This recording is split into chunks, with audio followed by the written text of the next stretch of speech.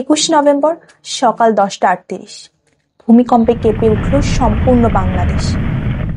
21 নভেম্বরের ভূমিকম্প আমাদের ভাবতে বাধ্য করেছে আমরা কোথায় দাঁড়িয়ে, আমাদের অবস্থান কোথায় এবং প্রস্তুতি কেমন হওয়া উচিত। সবাইকে স্বাগতম জানাচ্ছি সাইকাস্টের তৃতীয় পর্বে। আমি মাইশা খানম রয়েছি আপনাদের সাথে এবং আজকের এই পর্বে অতিথি হিসেবে উপস্থিত আছেন রাজশাহী বিশ্ববিদ্যালয়ের ভূতত্ত্ব ও খনিবিদ্যা বিভাগের অধ্যাপক ডক্টর ইসমাইল হোসেন স্যার, যিনি একজন জিওটেকটনিক স্পেশালিস্ট এবং তার গবেষণার মূল ক্ষেত্র মিনারোলজি, পেট্রোলজি, জিওকেমিস্ট্রি এবং জিওক্রোনোলজি। স্যার, আপনাকে স্বাগতম জানাই আমাদের সাইকাস্টে। আপনি কেমন আছেন? ধন্যবাদ, আমি ভালো আছি। ধন্যবাদ আমাকে এখানে আমন্ত্রণ জানানোর জন্য। আজকে আমরা আশা করি যে প্রাণবন্ত একটা আলোচনা হবে এখানে। 21 নভেম্বরের 5.7 মাত্রার ভূমিকম্পটা দেশের প্রায় সব অঞ্চলে স্পষ্টভাবে অনুভূত হয়েছে। সকাল 10টা 38-এ মূল শক, তারপরে পরপর আরও দুটি কম্পন। এই সিরিজ শককে ভূতাত্ত্বিকভাবে কিভাবে ব্যাখ্যা করা যায়? আমাদের দেশে যে গত যে ভূমিকম্পটা 5.7 মাত্রার, এই ধরনের ভূমিকম্প আমাদের বাংলাদেশে এর আগেও হয়েছে। আমাদের জিওলজিস্টরা সবসময় এই ধরনের প্রেডিক্ট করেছেন। তবে বড় মাত্রার ভূমিকম্প বা কোন ধরনের মাত্রা হতে পারে এগুলো নিয়ে বিতর্ক আছে, কিন্তু আমাদের দেশটা সত্যিকার অর্থে একটা ভূমিকম্প প্রবণ এলাকা। সেই জন্য এই ধরনের ছোট মাত্রার ভূমিকম্পগুলো অহরহই হতে পারে এবং সেই উদ্দেশ্যে আমাদের আসলে যথাযথ প্রস্তুতিটা দরকার। যেহেতু বাংলাদেশ একাধিক টেকটনিক প্লেটের সংযোগস্থল, আমরা ঠিক কোন প্লেটের উপরে আছি এবং সেটা আমাদের জন্য কতটা ঝুঁকি তৈরি করে? আমাদের বাংলাদেশ মূলত 3টা প্লেটের সংযোগস্থলে, ইন্ডিয়া, ইউরেশিয়া এবং বার্মা। প্রথমত ইন্ডিয়া এবং ইউরেশিয়ার উত্তর দক্ষিণ সংঘর্ষটা, আবার এটা অনেকটা পূর্ব পশ্চিম সংঘর্ষ বার্মার সাথে। আগে যেটা আমরা খুব ভালোভাবে জানতাম যে ইন্ডিয়া এবং ইউরেশিয়ার প্লেটের যে সংঘর্ষ এটা খুব প্রমিনেন্ট, বার্মার সাথে ইন্ডিয়ান প্লেটের সংঘর্ষ বা এই সংক্রান্ত বিষয়গুলো নিয়ে আমাদের দেশে তেমন একটা আলোচনা হতো না। কিন্তু রিসেন্টলি অনেকগুলো ভূমিকম্প, বিশেষ করে মায়ানমারে এবং বাংলাদেশে ইদানিং যে ভূমিকম্পগুলো হলো, সেগুলোর সাথে দেখা যাচ্ছে যে ইন্ডিয়ান প্লেট এবং বার্মিজ প্লেটের সংযোগস্থল সংক্রান্ত বিষয়টা জড়িত এবং এই লাইনটা এখন খুব অ্যাক্টিভ। এই অ্যাক্টিভ হওয়ার ফলে এখানে প্রতিনিয়ত ভূমিকম্প হচ্ছে। গত কয়েক বছরই দেখা যাচ্ছে। আমরা মনে করি যে ভবিষ্যতে আরও ভূমিকম্প হওয়ার প্রবণতা এখানে আছে। স্যার, ধন্যবাদ। 2004 সালে সুমাত্রার ভূমিকম্প সুনামির পর বিজ্ঞানীরা বলছেন দক্ষিণ এশিয়ার স্ট্রেস বিল্ড আপ বেড়েছে। প্লেটে নড়াচড়ার কথা সবাই শোনে, কিন্তু ভেতরে আসলে কি ঘটে এটা অনেকেরই অজানার বিষয়। প্লেট সংঘর্ষ বা স্ট্রেস অ্যাকুমুলেশন কিভাবে কাজ করে?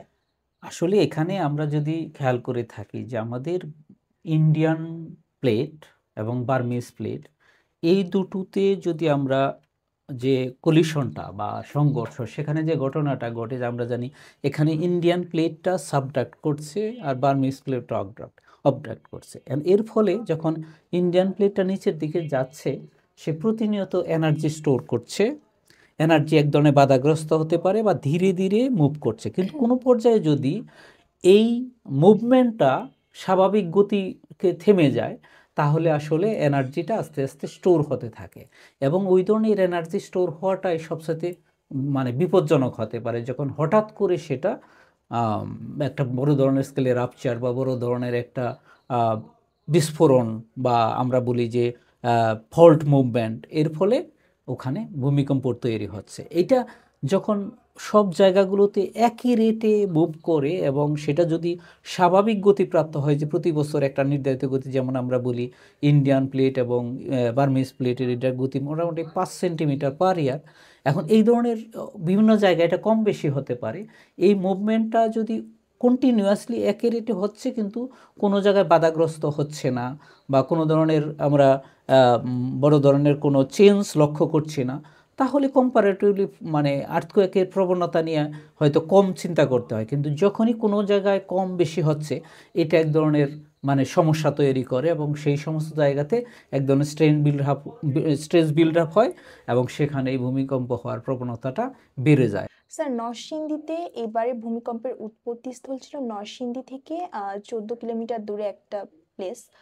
তো এই জায়গাটায় একটা অজানা ফল্টের কথা বলেছেন ভূতাত্ত্বিকবিদরা। স্যার, এটা বিষয়ে যদি আমাদেরকে বলতেন। আমি এই বিষয়টাকে অজানা ফল্ট বলবো না, যদিও ফল্টগুলো চিহ্নিত হয়নি এটা বলতে পারি, কিন্তু আমরা জানি, আমরা যদি একটু খেয়াল করি যে বাংলাদেশের টেকটনিক যারা মানে আমরা যারা টেকটনিক জোনগুলো যদি বিশ্লেষণ করি, তাহলে আমরা অনেক সময় দেখি যে বরিশাল গ্র্যাভিটি হাই একটা অংশ আছে, বরিশাল গ্র্যাভিটি হাই হঠাৎ করে একটা অংশ গ্র্যাভিটি ভ্যালু হাই দেখায়। কেন? এইটা যদি বিশ্লেষণ করা হয় তাহলে দেখা যায় যে আমরা সোয়াসপ নো গ্রাউন্ড থেকে শুরু করে, একটা সোয়াসপ নো গ্রাউন্ড যেটা সুন্দরবনের কাছাকাছি, সেখান থেকে পটুয়াখালী বরিশালের উপর দিয়ে অনেকটা ইন্ডিয়া পর্যন্ত বিস্তৃত এই ধরনের একটা লাইন আছে, যে লাইনটার খুব কাছাকাছি কিন্তু নরসিংদী, আমরা যদি সেটাকে বিশ্লেষণ করে দেখি। এবং তাহলে কি দেখা যাচ্ছে, এটা সেই আমরা যে বলি সাবডাকশন জোনেরই একটা মানে চিহ্ন বলা যেতে পারে, যে এখানে এনার্জি যখন স্টোর হচ্ছে বা একটা প্লেট যখন নিচের দিকে যাচ্ছে, তাহলে সেডিমেন্টের মধ্যে এক ধরনের প্রেশার বিল্ড আপ হচ্ছে এবং এখানে অনেক ধরনের ফল্ট তৈরি হচ্ছে।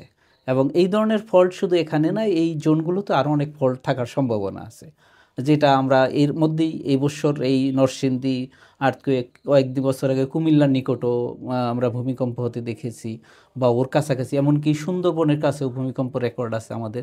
যদি এগুলো খুব স্বল্প মাত্রার, তাহলে এই লাইন বরাবর ভূমিকম্প হওয়ার প্রবণতা দেখা যায়। যেহেতু এই ধরনের ভূমিকম্পগুলো হচ্ছেই, এখানে আমরা যদি বলি যে এটা অজানা লাইন, তাহলে একেবারেই আমি মানতে চাবো না। কিন্তু হ্যাঁ, আমরা ডাইরেক্ট ওই জায়গাটাকে চিহ্নিত করতে পারি নাই, কিন্তু আমরা মনে করি এই লাইন বরাবর আরও ভূমিকম্প হওয়ার সম্ভাবনা আছে।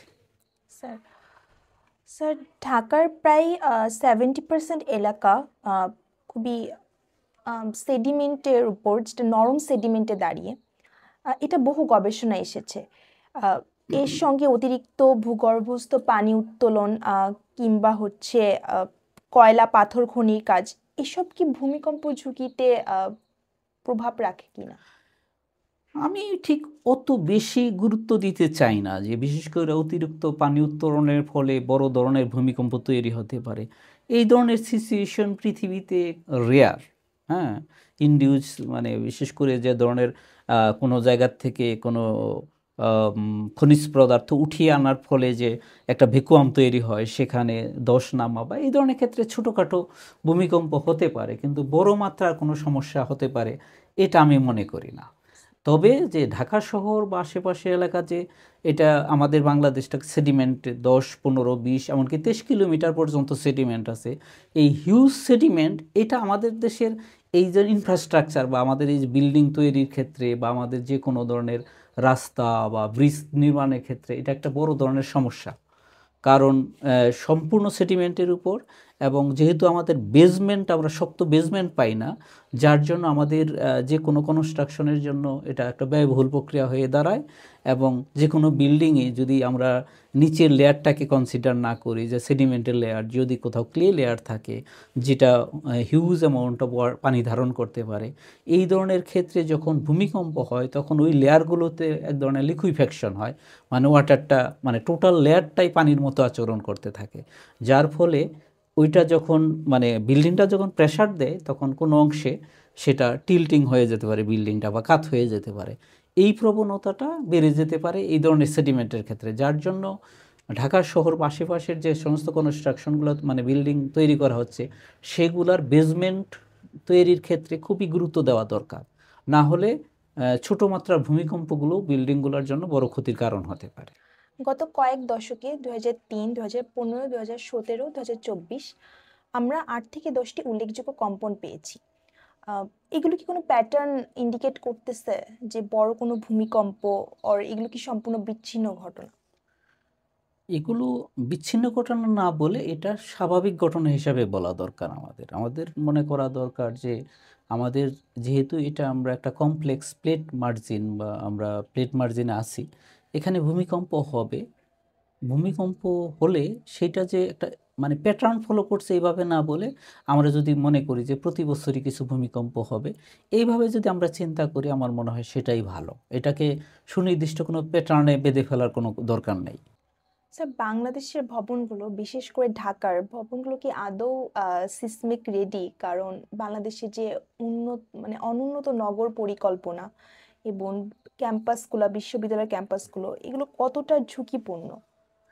এটা আমাদের দেশে তো আমরা যদি পুরনো বিল্ডিংগুলোর কথা ভাবি, সেগুলোতে তো আমরা জানি যে আর্থকোয়েকের জন্য নির্ধারিত সুনির্দিষ্ট কোড আছে।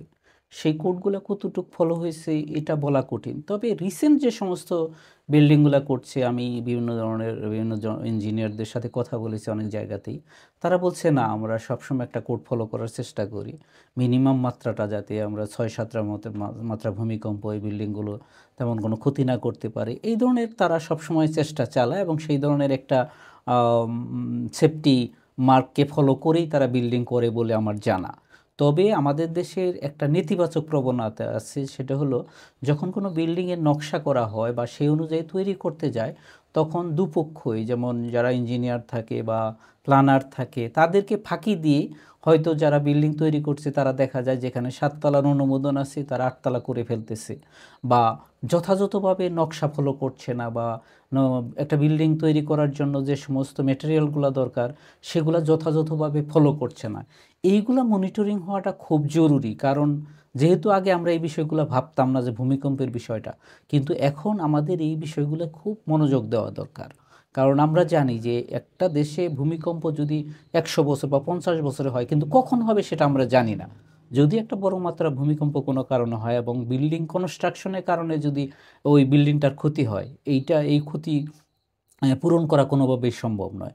যার জন্য আমাদের এই দিকটাতে মনোযোগ দেওয়া খুব দরকার, যে যথাযথভাবে আমাদের মানে প্ল্যান অনুযায়ী যে একটা ভূমিকম্প সহনীয় বিল্ডিং এবং সেটা তৈরির জন্য যে সমস্ত উপাদানগুলো ইউজ করা হচ্ছে, ব্যবহার করা হচ্ছে, সেইগুলো যথাযথভাবে ব্যবহার করছে কিনা এইটার জোর মনিটরিং দরকার।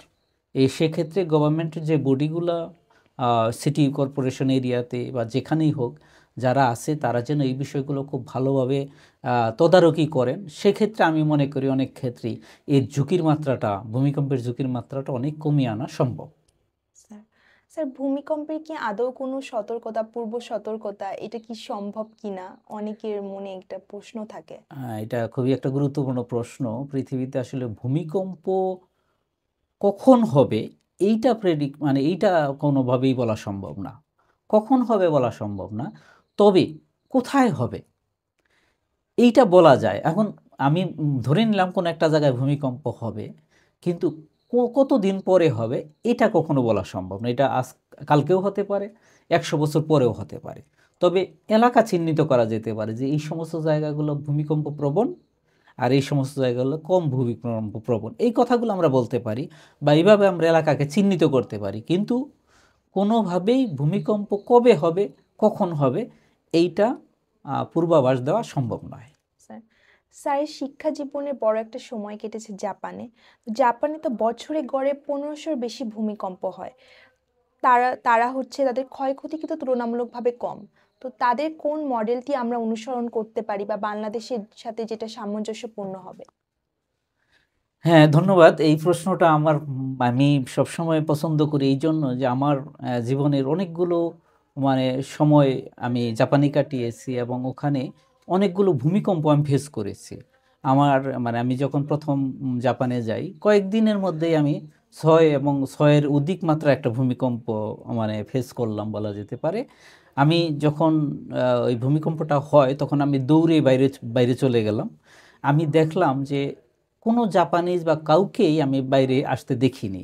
আমার মনে হচ্ছিল যে মানে একটু আগে যে ভূমিকম্প হয়ে গেল এই বিষয়টা কেউ জানে না, আমি শুধু জেনেছি, এই ধরনের মনে হচ্ছিল। পরে আমি রুমে গেলাম, কিছুক্ষণ পরে আমি কম্পিউটার ওপেন করে দেখলাম যে প্রফেসরের আন্ডারে আমি পিএইচডি করতে গিয়েছিলাম, উনি একটা মেইল করছে যে তোমাকে তো জানানো হয় নাই ভূমিকম্প হলে কি করতে হবে। সেক্ষেত্রে উনি আমাকে কিছুটা গাইডলাইন দিয়ে দিয়েছেন এবং এই ধরনের ভূমিকম্পে যেন আমি ভয় না পাই এই ব্যাপারে আমাকে কিছুটা উপদেশ দিয়েছেন।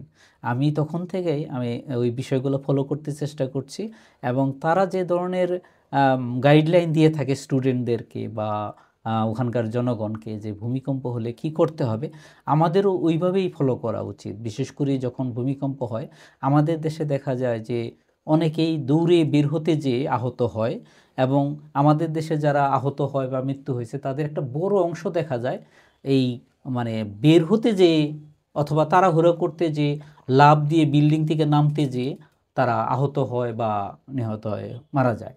আমি মনে করি এই বিষয়গুলোতে যদি আমরা মানে জনগণকে ধারণা দিতে পারি যে ভূমিকম্পের সময় মাথা ঠান্ডা রেখে কিভাবে এটা মোকাবেলা করতে হয়, সেই বিষয়গুলো যদি আমরা তাদের মধ্যে এক ধরনের মহড়ার মাধ্যমে আমরা প্রচার করতে পারি, তাহলে আমি মনে করি বর্তমানে যে এই যে ক্ষতির পরিমাণটা, বিশেষ করে অনেক প্রাণহানি অথবা যারা আহত হচ্ছে, এটা অনেক অংশে কমিয়ে আনা সম্ভব। এবং সেই মডেলগুলো আমার মনে হয় গভর্নমেন্টের বিভিন্ন স্তরের প্রতিনিধি জাপানে যারা ভ্রমণ করে, জাপানে যারা যাচ্ছে বা তাদের সাথে এই ধরনের ইনফরমেশন শেয়ার করেও এই তথ্যগুলো নিয়ে যদি আমাদের স্কুল কলেজ বা আমাদের বিভিন্ন প্রতিষ্ঠানের প্রধানদেরকে জানানো হয় যে এইভাবে যদি আমরা মহড়া দিই বা এইভাবে যদি আমরা আচরণ করি ভূমিকম্পের সময়, তাহলে ক্ষতির মাত্রা অনেকটা কমিয়ে আনা সম্ভব। আমি মনে করি জাপানিদের ওই মডেলগুলো ফলো করা আমাদের জন্য অত্যন্ত গুরুত্বপূর্ণ। স্যার ভূমিকম্প সংঘটিত হওয়ার মানে বাংলাদেশে যখন ভূমিকম্প সংঘটিত হয় কিছু সময় লেগে যায় সেটার মাত্রাটা জানতে এবং আরো কিছু বিষয় ডিটেলস জানতে। তো বাংলাদেশে আবহাওয়া অধিদপ্তর থেকে তো দেখা যায় যে তারা সঠিক ইনফরমেশন সবসময় দিতে পারে না, এই জন্য আমাদের অপেক্ষা করা লাগে। স্যার এই বিষয়ে আপনি কি বলবেন? এটা আসলে ভূমিকম্প হলে ভূমিকম্প মাপার আমরা জানি যে সিসমোগ্রাফ আছে। সিসমোগ্রাফ বিভিন্ন স্টেশন, বিভিন্ন সিটি বা বিভিন্ন জায়গাতে সিসমোগ্রাফ স্টেশন থাকে। দুর্ভাগ্যজনকভাবে হলেও আমাদের দেশে কিন্তু ওই ধরনের সিসমোগ্রাফ স্টেশন নেই। আর সিসমোগ্রাফ মিনিমাম 3টা স্টেশন হলে আমরা আসলে একটা ভূমিকম্পের এপিসেন্টারটা মেজার করতে পারি। মিনিমাম 3টা সিসমোগ্রাফ স্টেশন দরকার আমাদের। এখন এই বিষয়গুলো আমরা যে ডাটার ভিত্তিতে করি, আমরা হয়তো সবসময় ইউএসজিএস ডাটাটাকেই সবসময় ইউজ করি এবং তাদের মাত্রাটাই তারা তাদের মতো করে মেপে, আমরা যখন অনলাইন থেকে আমরা ওই ডাটাটা কালেক্ট করেই দেই। বর্তমানে মেট্রোলজিক্যাল ডিপার্টমেন্ট যখন দেয়, তারাও আমার যতটুকু ধারণা তারা বাইরের থেকে ডাটা শেয়ার করে তখন তারা মেজার করে ডাটাটা প্রদান করে। আমাদের নিজস্ব সিসমোগ্রাফ স্টেশন না বসানো পর্যন্ত আমরা কিন্তু ডাইরেক্ট এই ধরনের প্রেডিকশন করতে পারবো না যে কত মাত্রার হলো। স্যার ভূমিকম্পের ভয়াবহতা থেকে ভূমিকম্পের আতঙ্কে আহত এবং নিহত হওয়ার সংখ্যাটা বেশি এবং মানুষের জনমনে যে একটা আতঙ্ক, এইটা থেকে আমাদের কি করণীয় হওয়া উচিত বা আমরা কিভাবে সকলের মধ্যে এই ধারণাটা ছড়িয়ে দিতে পারি যে ভূমিকম্পের সময় তাড়াহুড়ো করে বের না হওয়া বা এই সংক্রান্ত আরো কিছু মানে ধৈর্য ধরা বা শান্ত থাকা, ক্ষয়ক্ষতিটা কমানো যায়? আপনার কি পরামর্শ থাকবে এখানে? আমি সাধারণত এই বিষয়টা আমার ক্লাসে যখন আমি ক্লাস নেই তখন বলে থাকি যে ভূমিকম্প হওয়ার সময়টাতে যারা খুব আতঙ্কিত হয় এবং দৌড়াদৌড়ি শুরু করে আসলে তারাই সবচেয়ে বেশি ক্ষতিগ্রস্ত হয়। আমার পরামর্শ থাকবে যে যারাই ভূমিকম্প যখন হতে শুরু করলো এই মুহূর্তটা খুব ধৈর্য ধারণ করে সবচাইতে নিরাপদ জায়গাটায়, ওই জায়গাতে সবচাইতে নিরাপদ কোন অংশটা আছে সেখানেই দাঁড়ানো। বা যেমন জাপানিদের ক্ষেত্রে যেটা হয়, তারা ওদের যদি একটা শিক্ষা প্রতিষ্ঠান হয় তাহলে ওদের যে টেবিলগুলো আছে ওখানকার স্টুডেন্টদেরকে বলাই হয় যে যখনই ভূমিকম্পটা হবে তুমি টেবিলের নিচে অবস্থান করো। তাহলে কেন, যে যদি ছাদ বা কোনো জায়গা থেকে শক্ত কোনো একটা অংশ মাথার উপর পড়ে তাহলে মাথা ক্ষতিগ্রস্ত হলে মানুষের বড় ধরনের ক্ষতি হয়। কিন্তু অন্য যদি হাতে বা পায়ে যদি সামান্য আঘাত পায় সেগুলো তেমন একটা সমস্যা তৈরি করে, কিন্তু মাথায় আঘাত একটা বড় সমস্যা, যার জন্য ওরা টেবিলের নিচে অবস্থান করে অথবা বিল্ডিংয়ের কোন জায়গাটা সবচাইতে মজবুত সেই জায়গায় অবস্থান করা খুবই জরুরি। এবং দৌড়িয়ে যারা বের হতে চায় তারা সবসময় ভুলটা করে, কারণ আমরা জানি যে কোনো বিল্ডিং যদি 3তলা 4তলা বিল্ডিং হয় তাহলে যদি ওইখান থেকে দৌড়ে এসে গ্রাউন্ডে মানে যদি ল্যান্ডে যেতে চায় বা রাস্তায় যেতে চায় তাহলে দেখা যায় সময় লেগে যেতে পারে, সেটা 30 সেকেন্ড থেকে 1 মিনিটের বেশি সময় লেগে যেতে পারে। কিন্তু ভূমিকম্প কিন্তু আমরা জানি যে ওই 10 সেকেন্ড থেকে 30 সেকেন্ড বা 50 সেকেন্ড, বড় জোর 1 থেকে 1.5 মিনিটের মধ্যে একটা ভূমিকম্প শেষ হয়ে যায়, কম্পাঙ্ক শেষ, প্রথম মানে ঝাঁকুনিটা শেষ হয়ে যায়। তাহলে আমি যদি দৌড়াতে নামতে যে এই ঘটনাটা যদি ঘটে যায়, যে নামতে যেই ভূমিকম্প মানে ভূমিকম্পের কারণে যদি আমি আটকে যাই অথবা আমি ক্ষতিগ্রস্ত হই তাহলে কি লাভ হলো? আমি যে রুমে ছিলাম ওই রুমেই যদি থাকতাম ওই ক্ষেত্রে শুধুমাত্র বিল্ডিংটা যদি টোটাল কোলাপস করে তাহলে আমার মৃত্যুর সম্ভাবনা থাকবে, কিন্তু বিল্ডিং যদি দাঁড়িয়ে থাকে তাহলে আমার কোনো ধরনের ক্ষতি হবে না। অথচ যারা দৌড়ে নামতে যায়, তার নামতে যেয়ে যখন সে একটা সিঁড়ি বেয়ে নামতে যায়, ওটা আরও ঝুঁকিপূর্ণ এলাকা, বারান্দাতে যখন যায় তখন সে তার মনে আতঙ্ক তৈরি হয় এবং সে অনেক ক্ষেত্রে লাফ দেয়। এই প্রবণতার ফলেই মানুষ অধিকাংশ ক্ষেত্রে আমাদের দেশে আহত হয় এবং বিভিন্ন সমস্যায় পড়ে যায়। কিন্তু যদি খুব ঠান্ডা মাথায় নিজের রুমে অবস্থান করে এবং সে নিজেকে মনে করে যে না তেমন ক্ষতি হবে না এবং আমি একটা ভালো সেফ নিরাপদ জায়গায় আছি, এটা যদি ফলো করে তাহলে আমি মনে করি যে ভূমিকম্পের যে ক্ষতির পরিমাণ, মানে বিশেষ করে মানে মানুষের যে ক্ষতির পরিমাণটা সেটা অনেকটা কমে আসবে। স্যার, শেষ প্রশ্ন। বাংলাদেশে প্রায় 4 কোটি শিক্ষার্থী। তো শিক্ষার্থীদের সচেতনতা, গবেষণা এবং এই ভূমিকম্পের যে প্রস্তুতি, পূর্ব প্রস্তুতি হিসেবে তারা কিভাবে এগিয়ে আসতে পারে? আপনার কি পরামর্শ? এটা একটা দারুণ বিষয়, কারণ আমাদের বাংলাদেশে আমরা জানি যে গ্রাম পর্যায়ে ভূমিকম্প ভূমিকম্প নিয়ে তাদেরকে সচেতন করা বা তাদের নিয়ে কোনো প্রোগ্রাম করা এটা কঠিন কাজ। কিন্তু আমাদের দেশে যেহেতু একটা হিউজ অ্যামাউন্ট, মানে আমি বলবো যে ছাত্রছাত্রী আছে, এদেরকে নিয়ে বিভিন্ন ধরনের মহড়া আয়োজন করা এবং তাদেরকে যদি আমরা সচেতন করতে পারি, আসলে আমরা তখন আমাদের যে সারা বাংলাদেশটাকে আমরা সচেতন করলাম বলে মনে করব। কারণ আমাদের স্টুডেন্টরা আমাদের যে আমরা যেভাবে আমরা মনে করি যে এই ভূমিকম্প সহনীয় বিল্ডিং, ভূমিকম্প হলে কি করতে হবে, এর জন্য প্রয়োজনীয় মহড়া, এগুলো প্রত্যেকটার সাথেই কিন্তু আমাদের ছাত্রছাত্রীদেরকে যুক্ত করা সম্ভব। আমরা যদি প্রথমেই ছাত্রছাত্রীদেরকে যুক্ত করি তাহলে প্রথমে যেমন শিক্ষা প্রতিষ্ঠানগুলোর নিরাপত্তা নিশ্চিত হবে, এক। আর দ্বিতীয়ত এই ছাত্রছাত্রীরা যখন তার বাড়িতে ফেরত যাবে তখন ওখানে কিন্তু তার পরিবারের সাথে তারা এই বিষয়টা নিয়ে আলোচনা করবে যে ভূমিকম্প হলে কি করতে হবে। তাকে যে শিক্ষা দিয়েছে তার শিক্ষকরা বা বিভিন্ন প্রতিনিধিরা, ওই জ্ঞানটা কিন্তু গ্রাম পর্যায়ে তখন চলে গেল এবং প্রত্যেক বাড়িতে বাড়িতে যে বাড়িতে ছাত্র আছে তারা জেনে গেল যে এইভাবে ভূমিকম্প হলে মানে একটা মহড়ার মধ্যে দিয়ে শিক্ষার মাধ্যমে যে জ্ঞানটা সে তার বাবা মা থেকে শুরু করে বাড়ি পরিবারের অন্যান্য মেম্বারদের মধ্যে ছড়াই দিল। এবং ছাত্রছাত্রীদের মাধ্যমেই আমাদের দেশে সবচেয়ে ভালো এই ভূমিকম্প সংক্রান্ত তথ্য প্রচার এবং তাদের মধ্যে এই মহড়াটা সম্পন্ন করে তাদের মানে ডাইরেক্ট যেটা বলবো যে ভূমিকম্প হলো এই ওই পর্যায়ে কী করতে হবে এই জ্ঞানটা তাদের মধ্যে যদি ছড়াই দেওয়া যায় তাহলে আমি মনে করি সবচাইতে ভালো কাজ হয়। এক্ষেত্রে আমি আমার অভিজ্ঞতাটা আমি শেয়ার করতে চাই যে আমি একবার জাপানে আমার প্রফেসরের সাথে গল্প করছি, হঠাৎ করে তাকে একটা ফোনে জানানো হলো যে আগামী দিন ভূমিকম্প হবে, এই ধরনের একটা কথা বললো। আমরা হাসাহাসি করলাম যে আগামী দিন ভূমিকম্প হবে, এটা কেমন কথা। আসলে সিটি কর্পোরেশন থেকে তাদের সিটি কর্পোরেশন থেকে ঘোষণা করেছে আগামী দিন 11টার সময় একটা মহড়া হবে। এই মহড়াটার উদ্দেশ্য হইল, ধরে নিলাম যে আগামী দিন 11টায় ভূমিকম্প হবে, এটা আমরা কেউ জানি না, কিন্তু যদি ভূমিকম্প হয় তাহলে প্রতিটা ছাত্রছাত্রীর কী করণীয়, এই বিষয়টা নিয়ে প্রত্যেককে একটা ধারণা দেওয়া যে যদি আগামী দিন 11টায় সত্যি সত্যি ভূমিকম্প হয় তাহলে আমরা এই বিল্ডিংটাতে যারা আছি তারা কি করব। প্রথমত হলো এই বিল্ডিংয়ে আমি যে রুমটাতে আছি সেই রুমটা কোন জায়গাটা মানে সবচেয়ে নিরাপদ সেটা চিহ্নিত করা এবং আমি যাতে ভূমিকম্পের সময় ওখানে আশ্রয় নিতে পারি এটা।